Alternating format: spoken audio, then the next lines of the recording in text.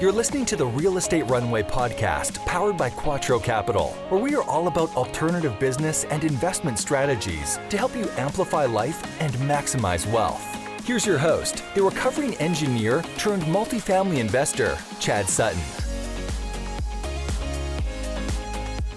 All right, Real Estate Runway family, today we're going to do a Quatro Roundtable edition with Tammy Sutton, our managing partner of operations and transitions. We're going to be focusing on what is the role transitions, what does it mean, and really how do you manage the closing process of an acquisition? That's really what we're going to talk about today. So before we get into this awesome action-packed episode that is going to make your head spin a little bit, if you get any value out of this show, please scroll down, leave us that 5-star review and thoughtful comment, or at least one of the two. We love hearing from you. We read every single one, and it really helps us grow the show.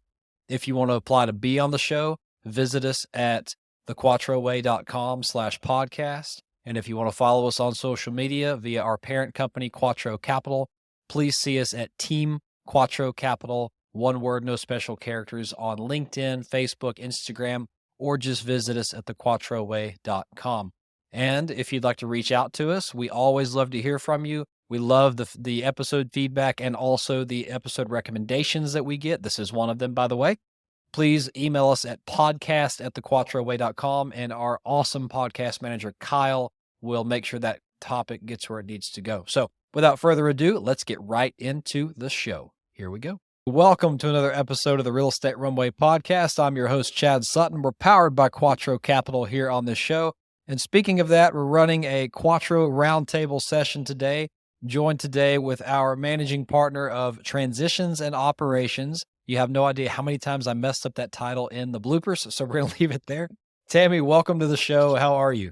Hi, I'm doing great. I'm so glad to be doing this show. It's fun. Yes. It's fun because I'm here, and it's fun because, you love doing what you do, right? I do. I absolutely love doing, but more so, I am thrilled to share this because literally the first time that y'all brought me on, they were like, "Hey, this is what we want you to do." First thing I did was go Google what the heck is this? How do I do this? Guess what, folks? It's not out there. It's not. They do not tell you all that is involved in closing a process. They give you a quick little blurb and that's it. So I'm here to share all the details. There's really nothing out there. And so that little premonition, we're going to talk a little bit about what Tammy runs in Quattro Capital. And a big part of that is the closing and takeover process, right? So let's just get right into that. As we're closing a property, a lot of people think it's as simple as going to the courthouse, signing some documents, and bada bing, bada boom, you're done. It's a little more complicated than that in the commercial real estate space. So let's just kind of walk through it. I mean, however long it takes to get through it, because I know there's a lot of steps, but what is your overarching process? What do we need to be thinking about when we're closing a multifamily property? Okay. So after doing several of them, when I explain to someone what I do, a lot of times I feel like I'm describing myself as the Indian goddess Durga, the one that has like 8 different arms and they're all doing something different. Because in essence, I have pretty much categorized what I do just in a closing in about 5 different categories. One is obviously the closing coordination, but you also are tracking investor and equity, and you're reconciling that and making sure you're still in SEC compliance all at the same time. And while that's going on, I'm being this liaison between our asset management and our acquisitions, because the property is taking on all these different aspects as it moves through the process. And then you're making sure the actual takeover is ready to go. And then when all is said and done, you need to go back and do a cost check analysis to make sure that you know where all your money went and who gets reimbursed and who did what and da.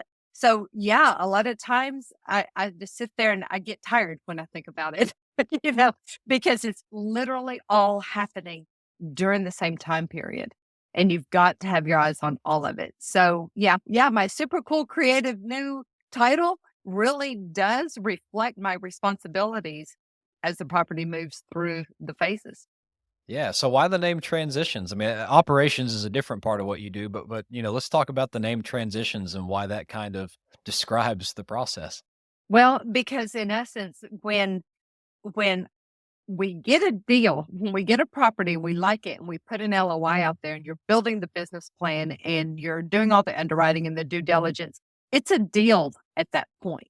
But through the coordination and the property is basically changing from a deal, and it goes through all these steps, and it basically transitions into this wonderful money-making asset. But if you don't handle everything in between, you have a big mess once you get over to the asset management side. So my goal every time is that our asset manager has minimal cleanup, which is a work in progress a lot of times. Yeah, it's funny. I think there's the analogy. These deals are almost like trains coming to the station. Mhm. And the question is it going to be a nice, slow, slow to a stop and people can get off? Or is it going to be a crash landing on the platform and all the stuff is spewed everywhere, luggage is falling behind, stuff like that? Yes, we strive very hard for that easy landing there, or that easy train stop, whatever you want to call it. Yeah, for sure. So let's talk about some of your best practices as far as the closing process goes. Like, I don't know what aspect of it you want to go into first, but let's give the listeners of the podcast, the users of the podcast. Wow, I've been in software land lately, as you can tell. Let's give the listeners of the podcast, some nuggets on how they might be able to, tweak their best practices a little bit and maybe learn something from how we do things. Well, the best way I like to approach it when I'm explaining it to someone is I've kind of broken it down into 3 phases. You have your closing preparation phase of things that need to be getting done and in place before the close ever starts. And then there's the actual initial closing phase that's going on, and then I have a final closing phase. So if you really want to dive into this, I'm more excited. Yeah, let's do it. So which Okay. part do we go to first? We are going to start with, because I feel honestly that this is my most shiny piece of advice. This is my shiniest 2 cents advice. Okay, right here. First of all, never take your eyes off of the current ownership process. You always have to make sure that they are operating the property as if they were going to keep it. Because if you take your eyes off of the rent roll and the collection, all of a sudden you're going to ask eventually for a delinquency report, and it's going to look tragically different than it did when you were underwriting it. So you always want to make sure that you're staying on top of the property itself. But here's what I tell folks, and that is, it's wonderful. I'm always listening to, hey, we've got an LOI out there. I'm always listening for keywords like, hey, we're negotiating a PSA. And as soon as I hear we've got a signed PSA and I'm lender shopping, that is exactly when I'm going towards all of my partners and I'm saying, get your personal finance statement in order, get your schedule of real estate owned in order, give me an idea of what's the liquidity everybody's got. You prep your legal team. Hey, this is coming down the pipe. You prepare your property management team if you don't already have them working with you on due diligence. All of those things need to be ready. And literally day one that you meet with the lender of your choice, they're going to ask for those things. And if they're not at the ready, you're already behind on your time. So have those at the ready. Yeah, for sure. And that is, it's kind of a reflection on you as a business as well. I mean, if you don't have your financial documents in order, the lenders can see that, right? If you're like, oh, well, Yes. yeah, let me go, hold on, I haven't seen you in 2 weeks. We're like, okay, you clearly aren't keeping your financials up to date. And it Right. reflects Right. poorly on you as a company, right? Yeah. Yeah. I always strive to get that to them within the first 24 hours. Yeah. That Awesome. doesn't necessarily mean my partners are always happy with me. No, you know? very truly not. But it is something that truly and in all honesty, the way you submit it, presentation is everything. It needs to be organized. You can't just throw them a bunch of files. We pride ourselves on when we do deliver things to lenders that it is done in a very organized manner. Let's talk a little bit about that. I mean, in essence, Mhm. the lender is your biggest investor on a project, so you really have to show up Mhm. for them as well. But how do we, and the process of closing a loan is so arduous with all the different exchanges of information and all the different players involved. How do you keep that process streamlined, organized? And Well, basically what we do in my world is initially the first day, when you set your meeting cadence with everyone, everybody's kind of getting to know each other and who's on this team of closing, blah, blah, blah. They're going to send you a list of lender due diligence. And literally what I do is we generate a file that has all these subfiles in it that's very organized and everything is placed accordingly. And then we share that with the team, with the lending team. A lot of times they want it uploaded in their Dropbox or whatever thing they're calling it these days. But it does not matter how organized we submit things and how clear it is where to find it. They're going to be in and out of those files so much that you just need to be prepared to submit it 2 or 3 times sometimes. And so I keep it very organized so it's quickly given to them. yeah, and that is a bit of a challenge. Is we try to stay. Biggest advice I think that Tammy's trying to give you here is, they're going to give you a list of due diligence. Mhm. Try to build your folder structure somewhat around that list because Yes. they're going to be checking. Like someone's going to be checking a list, right? And so think of it that way. Yes. Folder structure. That was the word that was eluding me. Folder Always structure. trying Well, to you said folder, right? But and I Yeah. guess Yeah. the key is try to stay out of email. Avoid the urge to attach 47 things to an email and click send because things are going to get lost. You're going to be asked to send it again. You're going to have no idea what you've given or even what revision you gave them because some things will change over Mhm. time, right? And so Yes. Yes. keeping things organized in a shared folder structure that is clean, and make sure to obsolete things, right? If there I are was about revs. to go there. Don't ever delete any revision. Literally save it as an additional file. Give yourself a little obsolete. So I can't tell you how many times we've had to refer back to previous revisions. Yeah. And yeah, so it's presentation, organization, and expediency, I think are the 3 keys factors when you're dealing with the lender. They should absolutely never, ever, ever wait on you. I Yeah. literally stalk my email during a close, especially the last 2 weeks. Yeah. And I think the one thing what she mentioned there is so important because they're usually working 72 deals in parallel to yours, right? And so they're trying to move things across their desk as quick as they can. And if they're waiting for you, they've now turned their attention to another loan, right? And so Yeah. that can really cause a catastrophic delay effect as that happens on a habitual basis. So, and I guess the other thing Mhm. to mention is, what kind of care should you give to, should you just throw your whole due diligence folder at them or should you kind of go through it? Because I mean, it seems like in our experience, lenders can't really unsee things, right? Right. Oh man, be careful because your acquisition director will call you and slap your hand if you do something wrong like that. One thing you have to be very clear with is to stay in communication with whoever is handling the business plan and the strategy. And in this case, that's you. So you and I have several conversations of what revision and what needs to go to the lender. You're not hiding things. We're very open, we're very transparent with our lender, but the way you present things and you don't want to send a rough draft of something, you don't want to send a working document of something that of a part that you may have decided to take in a different path, or revisions to the capex or something like that. You don't want to send them what they don't need. And so it's very, very, I know for a fact your underwriting revisions have several different paths. And if I send the wrong one, they're going to have a whole different concept of what the business plan is that we're trying to do. So you just have to be very careful with that. In essence, have your shit together. Yeah. Yeah. Well, and that's the challenge, right? Is one if you send something by mistake that maybe was an old revision or a different version, like Mhm. I'll tell you, Right. there are versions. There's what you show to your investors, and there's what you show to your lenders, right?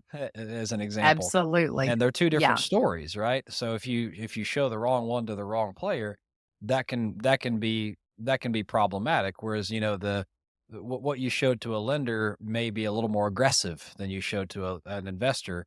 and what you showed to an investor may be more conservative than what you showed to a lender. Well, if you show the plan to the wrong person, it's kind of hard for them to unsee that and then to mentally wrap their head around, okay, this is Like, really wait what I a meant. minute. You know? Yes, it is. And I will also state that it is up to us to initiate weekly check-ins with the lenders. Like you had said earlier, they're closing more than one deal. We are not always their priority. So if we don't make the close a priority, we're going to waste a lot of valuable time. And then you're racing towards the end and you may or may not hit that last date for the end of the close, the contract, Yeah, So yeah. setting weekly meetings, staying organized, knowing what you've submitted. And I will say this right now, title searches, third-party reports, all that kind of stuff is so far backed up still. I don't know if they're ever going to recover and be able to do things in a timely manner. It's a concern. So literally from the get-go in this whole discussion of being organized and staying on top of things, you need to make sure that those reports are initiated and you stay on top of that progress. Otherwise, the lender's just going to sit back and wait until it comes in. And then you've wasted 45 days waiting on a report that might need to be revised, that might need to be appealed, that is even going to add more time to your close. So staying on top of reports, staying on very organized with your lender due diligence is all happening, like I said, at the same time. Yes, it is. So I've lost track of which phase of the closing process we're in. There were 3. Which one are we in right now? I'm getting confused. We kind of jumped into the initial closing phase. At this point, you've got the lender due diligence. You're looking at your third-party reports. You've initiated your meeting cadence. The title search and the insurance is all happening at the same time. But the one thing that is happening over here on this side is your debt coordination. You've got to make sure that you are still organized and you're ensuring that you are in SEC compliance with all these investors that come in. So literally during this time, and I consider this part of my closing phase as a secondary support role to our equity team or our client relations team, because they're in the midst of having all these conversations and explaining the deal to investors and all that. And, they're signing syndication docs. Please, folks, please, when they sign their syndication docs, get a W-9, because there is nothing worse than going back to 100+ investors after the close and trying to round up W-9s that you need to submit for taxes. I learned that the hard way. That was not on Google. I learned through trial and error. Get it the first time. And so, and in the midst of all that, you've got to make sure how the documents were signed match the W-9, which matches your portal, which matches your Form D, which is the SEC filing compliance document. All of these things have to have the exact same number and the exact same amount. If not, you're looking at a heap of trouble around tax time. The heap of trouble means hours and hours of rework and expensive delays and things of that sort, right? Yes, absolutely. So all of that, like I said, is happening during the initial close phase. And an ongoing task that's happening in the midst of, I will say this. How do I say this nicely? Investors or the lenders are going to come back to you with several questions. As much rigor as you gave the due diligence process when you were deciding if you were going to buy the property, you could probably triple that. And that is how a lending underwriter is going to look at whether or not they want to give you the money for a property. And you're going to feel like you are in an interrogation room with a bunch of answers that come back and requests for documents and requests for additional stuff. And you just have to be prepared to answer all that. But while all that is going on, I am also making sure that we are SEC compliant. And like I had said, you've got to submit that SEC Form D. It's got to match the investor exhibit. So, there's just a lot of detailed stuff that's going on. And if you don't organize your own life and set time away from meetings and time away from email to truly focus on this, mistakes will get made. So how many times in this little session can I say the word organized? Be organized, be coordinated, be organized. It truly is a thing to focus on. And I think most of our lenders that we've dealt with have said, wow, you guys are really easy to work with and really organized, and it makes them want to do business with you. But most borrowers are not that way. Most of them are chaotic and last minute and lose stuff and submit wrong Yes. information. And it just frustrates your primary investor, your lender, to Mhm. no end, right? Yeah. But And the one thing I've not even talked about yet, Chad, is you're also getting the business set up, because the property, once it becomes an asset, it's run like a business. You have to have entity docs in place.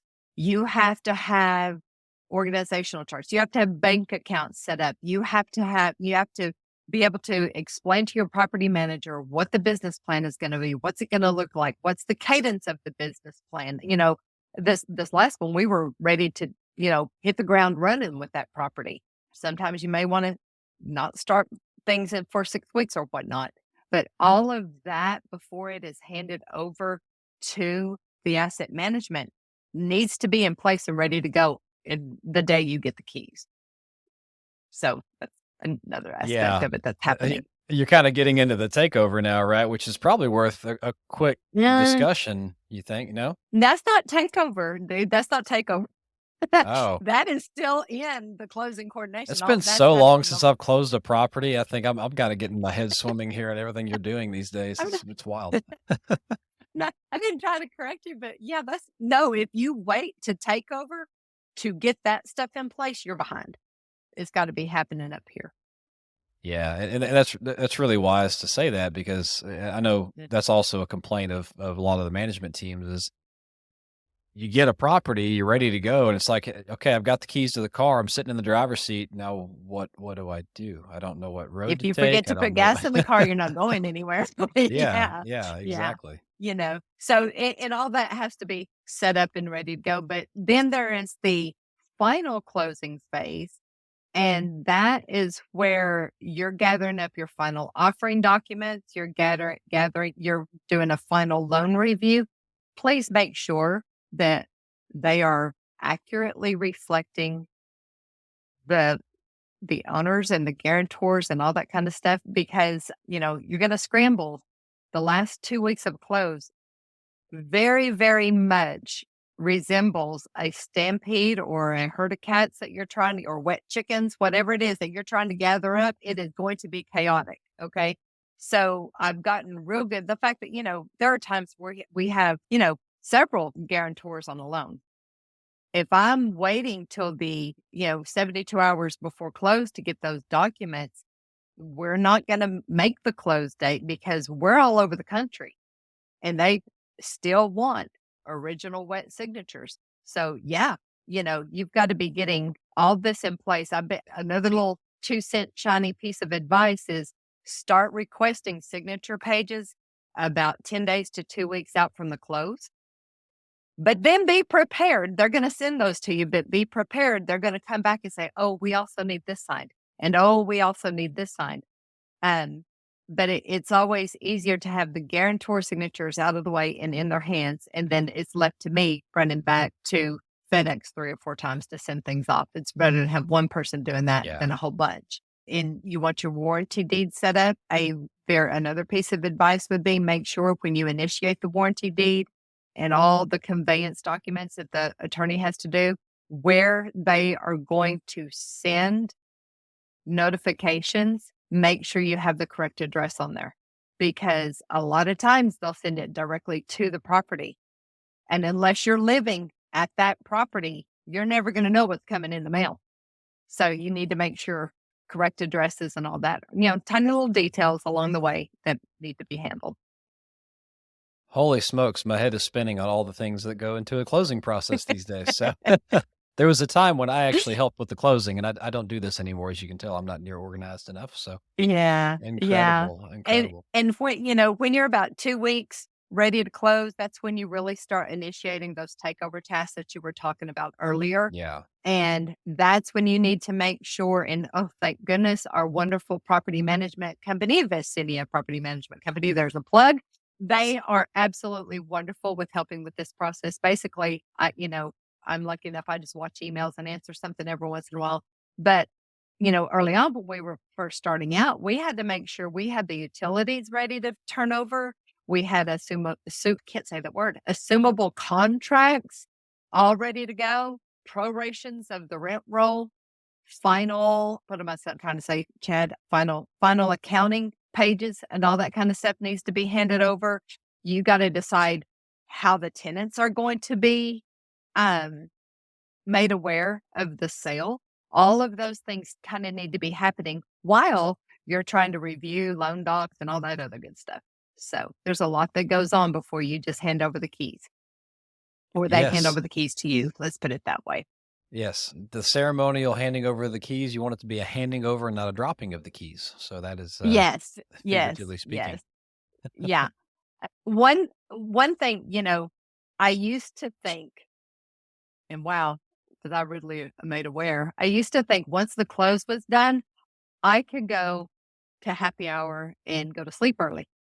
Yeah, no, that you're not done. Just because the property closed, you might get to go to dinner, but then you need to come back and get busy. You need to immediately be asking for a final closing package.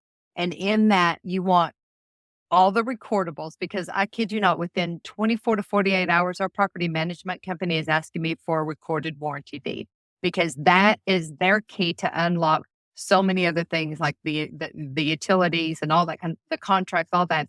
They need that recorded warranty deed to move forward. You want your conveyance documents. You want third-party reports. And if you're not asking for these things, the lender's tired. They've already moved on to the next property, and they're not going to worry about you getting a final closing package, but you really want one. Also, you need to have whoever's doing it, with us, it's you, the acquisition director, finalizing that business plan and that CapEx plan, and sitting that along with the settlement statement and all these other recordables that need to go to property management so that they can get started. And then you have, please listen, you have 15 days to get that SEC Form D filing done. And that costs a lot of money. So you need to make sure there's money in the property account for that to happen. You don't want to be hit with late filing fees there, because it opens a can of worms. And then they come after you and want this whole set of interrogatories of why you're late on your filings. So you don't want to deal with that. Ask her how she knows. I don't want to explain how I know. It was just one time, right?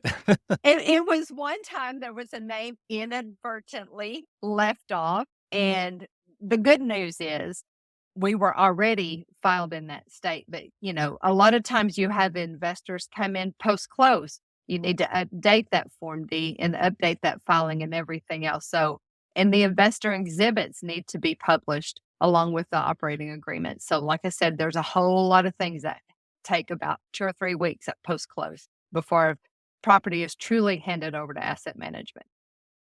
Wow.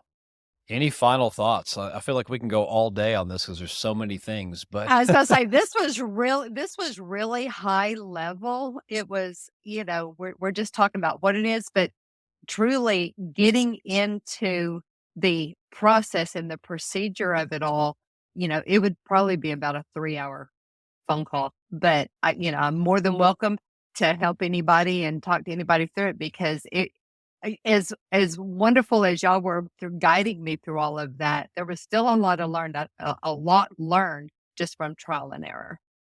Yeah, absolutely. Wow. Well, thank you for coming on and sharing some of your knowledge. I'm sure everyone's head is spinning as much as mine is, but we'll try to have her back on the show in a couple of weeks to maybe talk a little more detail about one of the 3 phases at a time or something like that. But so anyway, thanks for your expertise. Thanks for being awesome. And thanks for improving the space so that I don't have to. Hey, this is what I do best is, taking all this on so that y'all can get out there and scale and move quicker. All right. Well, everyone, thank you for tuning in today. This has been another episode of the Real Estate Runway Podcast. Until next time, over and out. Wow, my head is spinning. I think maybe because I'm recording it on Friday after a long week, but I have forgotten how much is involved in that process. Thanks to Tammy for coming on and really giving us a good walkthrough there. So if you guys want to hear more about that, just email us at podcast@thequattroway.com and request more. We'll even break it out into multiple episodes if that helps all of you. But this was a requested topic. I can't speak English today on a Friday from our listeners. So hope you enjoyed that content. Until next time, folks, it has been another episode of the Real Estate Runway Podcast. A pleasure to be here and serve with you. And over and out. We hope this episode was insightful and brought value to your day. If so, please be awesome and leave us a 5-star review. Find out how Team Quatro can help you at thequattroway.com. Until next time, this is the Real Estate Runway Podcast.